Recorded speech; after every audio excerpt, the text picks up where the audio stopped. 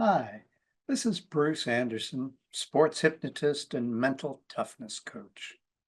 This video is an overview of a series of 20 to 30 videos that I'll be posting covering the details of what goes into my mental toughness training program. We're going to look at the skills that are covered because that's most of what goes in. What do athletes need to have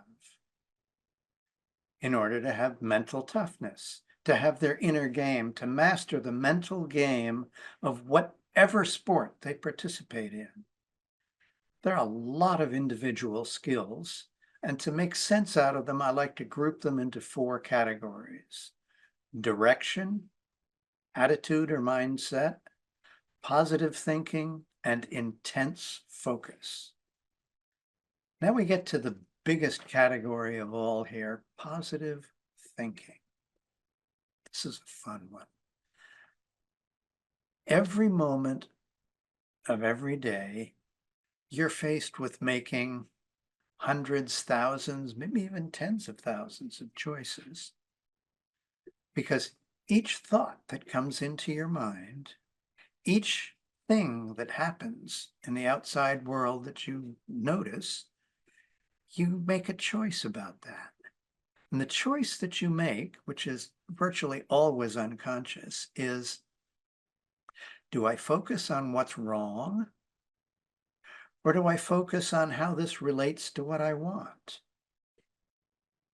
Now, if you know what you want, if your goals are really clear, if you have lots of vividly real visualizations for them, deciding if an opportunity or a thought helps you or hinders you or doesn't impact you is a piece of cake. Snap. It's there. But if you don't know what you want, focusing on what's wrong seems to be the default. And I'm willing to bet that you probably know people who seem to always focus on what's wrong. I liken focusing on what's wrong to trying to drive a car while facing out the rear window. Your attention is always on what happened in the past, because that's how you know what's wrong. Focusing on what you want keeps your mind positive. It makes feeling grateful, feeling gratitude really easy. It makes getting and accomplishing what you want so much easier. Now, affirmations are another big part of positive thinking. I had a seriously important insight on affirmations recently. I used to think of affirmations as a not very effective mechanism for shifting my beliefs.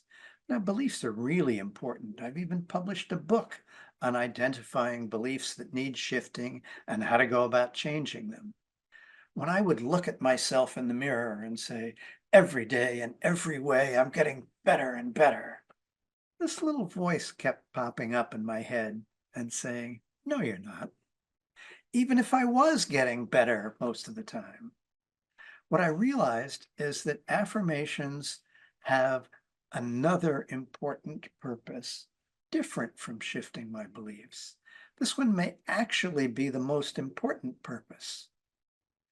If we're disciplined in saying them, reading them, thinking about them, making sure that we're keeping our goal in the forefront of our minds, because when we look at them regularly, that keeps them in the forefront of our minds. If our goals are always in the forefront of our minds, guess what? We always know what we want. That means it keeps us aware.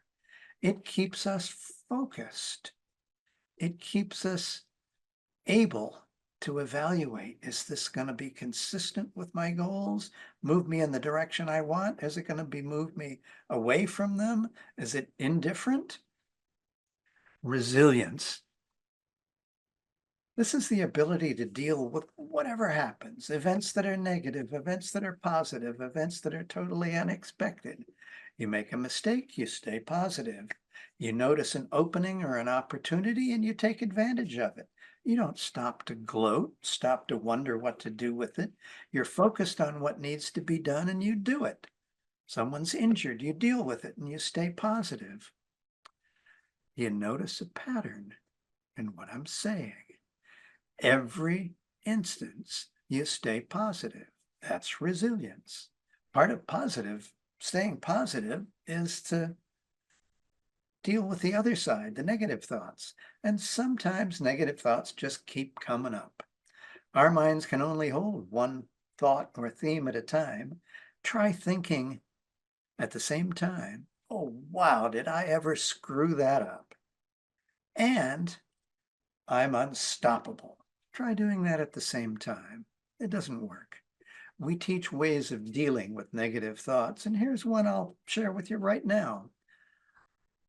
As soon as you recognize a thought as a negative thought that's getting in the way of your play, bring up a big stop sign in your mind and say, stop. Take a small breath, or a big one if you need to, and say calmly, I got this. If it's a particular negative thought that comes up frequently, write it down and figure out what a realistic opposite is. For example, if the thought is, that Jane or that Bob is so good, I'll never beat them. Maybe a realistic opposite might be, every time I compete against Jane or Bob, I get that much better. There are other more permanent ways of dealing with repetitive negative thoughts, and we'll do some videos about them later.